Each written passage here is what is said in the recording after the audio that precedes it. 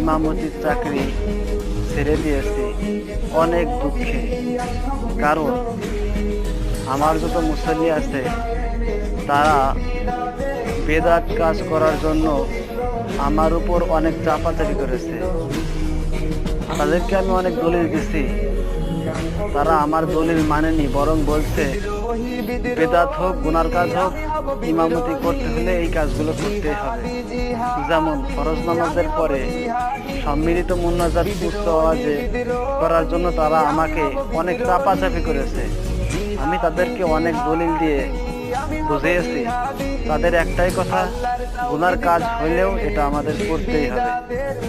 হয়তো আমি তাদেরকে সঠিকভাবে বুঝাইতে পারিনি, তাই সমস্ত মুসলিম ভাই যেন এই গুনার কাজ থেকে হেফাজত করেন আল্লাহ, এই জন্য